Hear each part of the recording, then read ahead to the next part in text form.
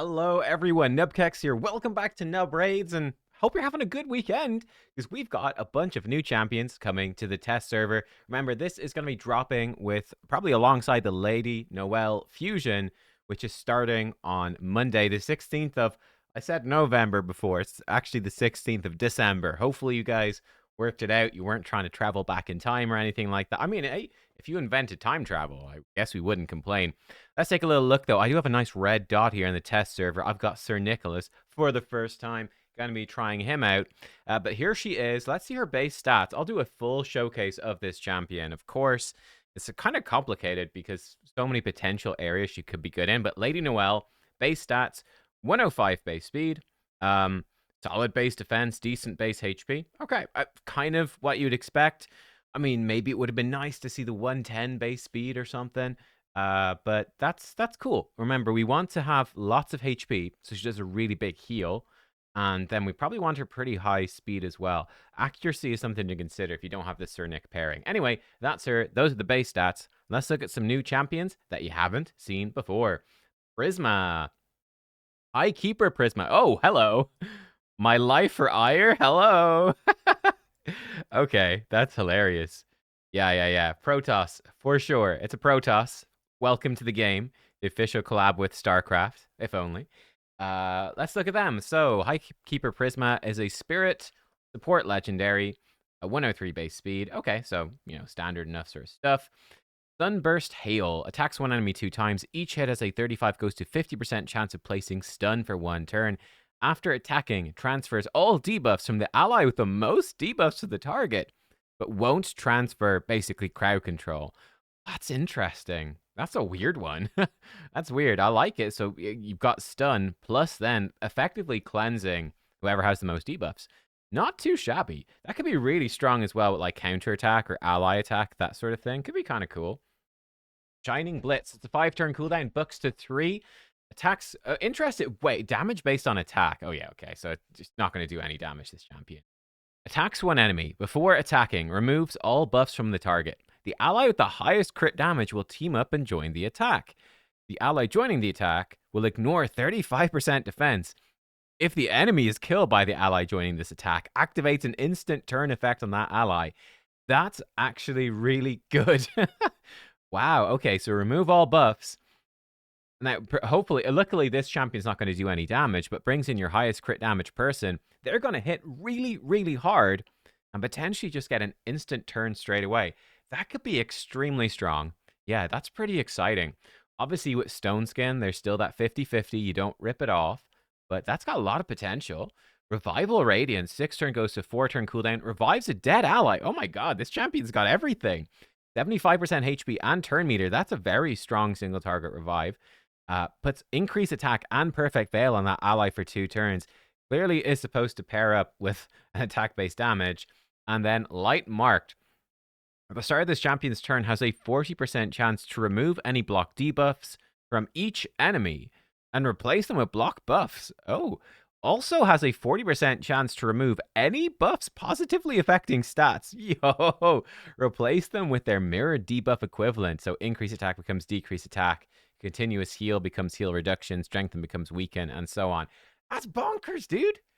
Now, this is like just 40% chances. I wonder if like Sniper Mastery ups that. I don't know. I'm not sure how that works. 30% defense in all battles aura. This champion's freaking doing everything. What the hell? So doing like buff flipping on the passive. It's a low chance, but still, at each enemy, that's going to be... I'm curious how good that's going to be. So buff flipping... has a revive, has an ally attack that can give an instant turn, and then the A1 can stun and cleanse. My goodness, this champion they were like, yo, what is a support in Raid Shadow Legends? And they're like, well, a support can be X, or it can be Y, or it can be Z. And they're like, yes, I will do all of those. Thank you very much. That's crazy. That's crazy. Yeah, okay, Prisma is honestly looking really, really strong. That's a very big buff as well. Yeah, so with the faction unity team for this faction, Fina, Galathier, Prisma, they just need a good damage dealer. Like Supreme Elhain is probably still the best one for Arena. that becomes like a terrifying team. You'd have 2 revivers with them and Galathir. She's flipping their buffs, removing block debuffs and stuff. Galathir can CC, Fina turn meter boosting, and yeah, that's just crazy, actually. That's very cool. High Elves honestly needed some good legendaries. They're quite lacking in good ones. Not that many, so that's cool. Okay, over to the Orcs. We've got Belz. Oh, okay, he's the Christmas guy. Belz the Reckoner. All right. Legendary HP. That's super creepy, that eyeball in his backpack. What has he got in there? Oh my god. Okay. Cool. I honestly thought this guy would be the fusion. And Lady Noelle would be like probably a void legendary you just have to pull. I've been very happy it's flipped. Let's see how good he is, though. So he's HP based. He's got good base HP. Actually, high crit damage. Looks like a damage dealer. Accuracy in all battles aura. Beanfeller attacks one enemy. Has a 50. Goes to 75% chance of putting decreased defense. Ignores 5% of the target's defense for each debuff on them. That's a very solid A1. Good chance for decreased defense. Doesn't say how long it lasts. Is it 1 turn? Is it 2 turns? Maybe it could be a permanent decreased defense. There's no way to know. Ignores 5% defense for every debuff on them. I mean, like Chimera or something. Like you could have 10, right? Hydra, you could have 10. You could ignore 50% defense right there. That's really good. Gift of Pain. 4 turn, goes to a 3 turn cooldown with books. Attacks one enemy. Before attacking, steals all buffs from the target. Repeats the attack against all enemies if the initial target is under leech. Okay. Curious what the multipliers will be. Single target steal. Leech is very much... Yeah, okay. So he's definitely not seeing like an arena sort of champ, but PvE... Hera Breach is A3. 4 goes to a 3 turn cooldown. Attacks all enemies. Has a 75 goes to 100% chance of placing block buffs and leech. He brings his own leech. And fills his turn meter by 5% for each debuff placed by this skill. He's solid. March of Reckoning. Increases max HP by 5% up to 50. And crit damage by 5% for each debuff up to 50 placed by this champion. Yo, this guy's actually like a seriously good damage dealer for Hydra. Great. So he scales up. 50% bonus HP and 50% bonus crit damage. That's really nice. He comes in, AoE block buffs and leech. Per meter boost. I mean, in Hydra, if he puts out 2 debuffs on 4 heads, 8 debuffs total, he gets 40% turn meter. Just straight up. That's great. Great. 40% turn meter. Then he comes in. He's repeating this attack. His A1 is slamming as well. This guy seems actually really, really solid. Definitely feels like a wave-based content for City, Doom Tower, Hydra. He's very much stronger in AoE. And yeah, against like enemies that can't cleanse and longer fights, you kind of want leech and block buffs. Cool. Okay, he's actually pretty good. I like him. Simple. Simple but strong HP based damage dealer. I dig it. That's cool. More block buffs champions is great. More block buffs is great. Just for people to get. Oh, Swarm. Look at this guy. Oh, he looks super cool. Swarmspeaker Zyclic. Love the name. They love this whole like insect theme for Dark Elves. I know I saw people leaving comments saying, it would be cool to have an insect faction. I mean, guys, you got an insect faction. Freaking Dark Elves. Have you seen Ultin of the Shell? Have you seen Form 2 of Apodus? You see, this is the insect faction. Dark Elves are insects in Raid. Where is he? Zyclic. Yeah, he's cool. He looks freaking badass. I think he looks really, really cool. Very cool.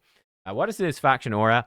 19% speed in all battles and 60 accuracy for Dark Elves. It's a solid aura. It's good. Chitin Cutter. Oh, insects are proud. Attacks one enemy. 75 goes to 100% chance of stealing 1 random buff, and it cannot be resisted or blocked. Good A1. A2, Ravening Multitude. 4 turn goes to a 3 turn cooldown. Attacks one enemy. Grants an extra turn if he kills an enemy. If the initial target survives, puts an extra hit on all enemies. That's interesting. So it's like, yeah, for like wave-based content for Arena, get yourself an extra turn. For like Hydra or something, or like boss fights, get an extra hit. I wonder what the multipliers are going to be. Kind of cool. Let's look down at his faction unity type stuff. Insectoid Feast. Oh, man. I wasn't kidding about the insects, was I? 4 turns goes to 3 turn cooldown. Attacks one enemy 2 times. Damage inflicted by the skill increased by 10% each time an enemy receives a debuff. And there's no cap. Okay. Damage increase resets each time the skill is used. All right, fair enough, but I mean, what if we put out 10 debuffs, double damage? Pretty good. That could. I'm curious how that will work. Or like maybe a combo as well. Like does Ninja? How many times does it count as him actually placing the HP burn? And I don't know. That's interesting. There's a lot of potential there. That's kind of cool. And then the faction unity. One faction ally. Each time an enemy is killed by the skill, permanently increase the champion's attack by 30%. Wow, it stacks up to 120. Holy moly. Okay, I mean, he's going to be so squishy. He looks like a super high damage. He's super squishy, unless his passive is nuts. We'll see.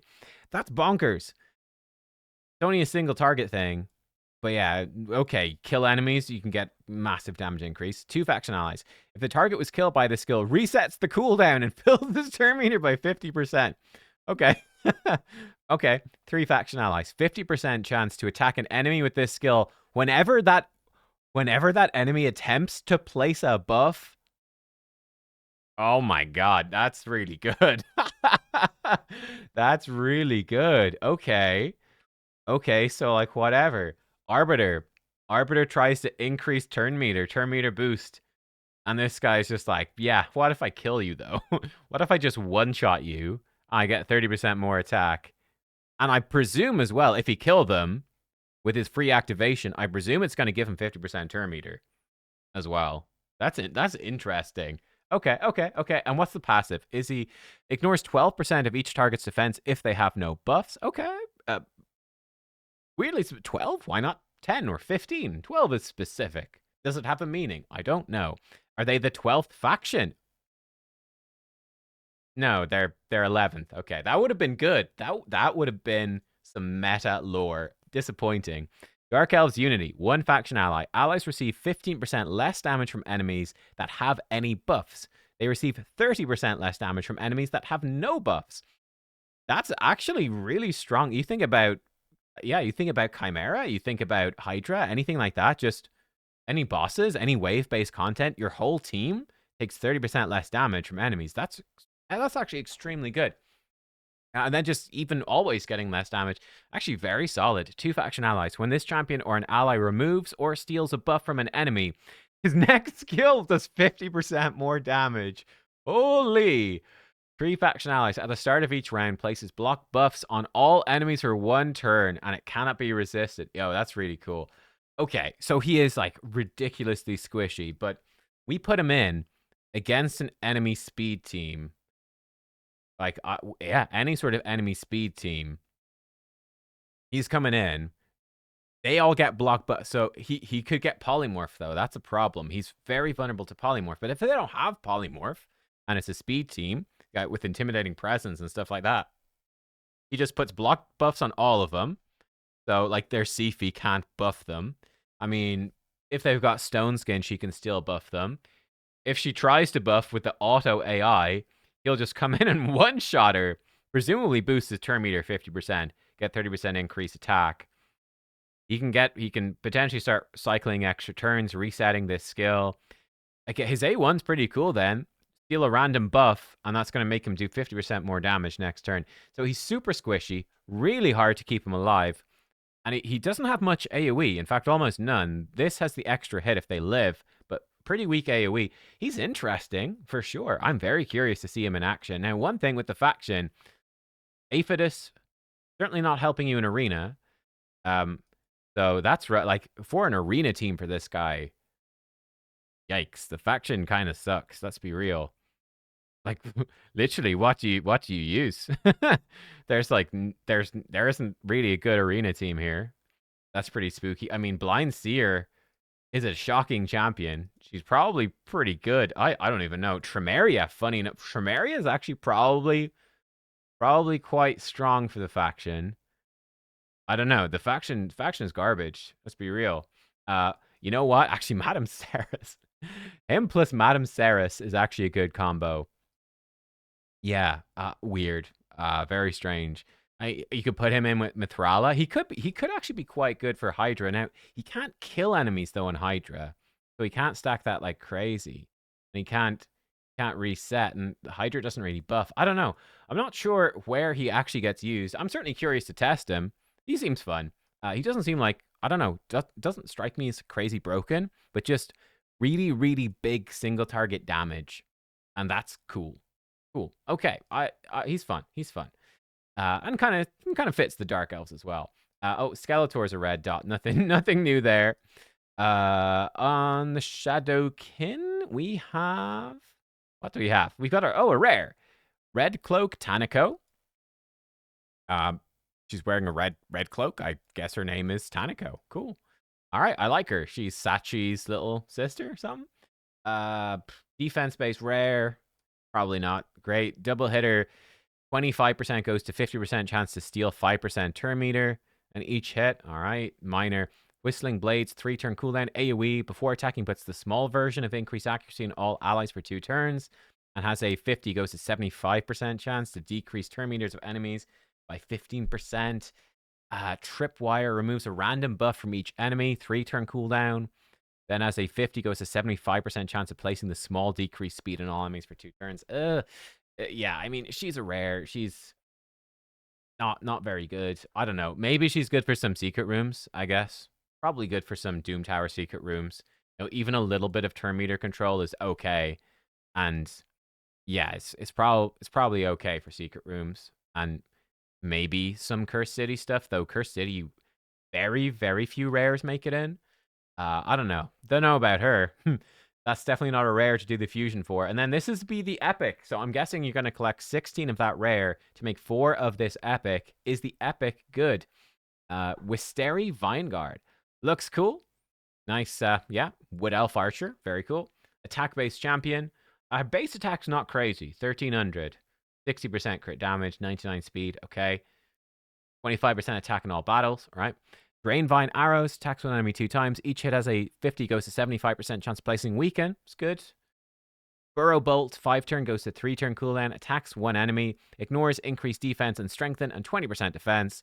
If you kill an enemy, increase the duration of all buffs on this champion by 1 turn. That's weird. So it's like a good single target nuke. Okay.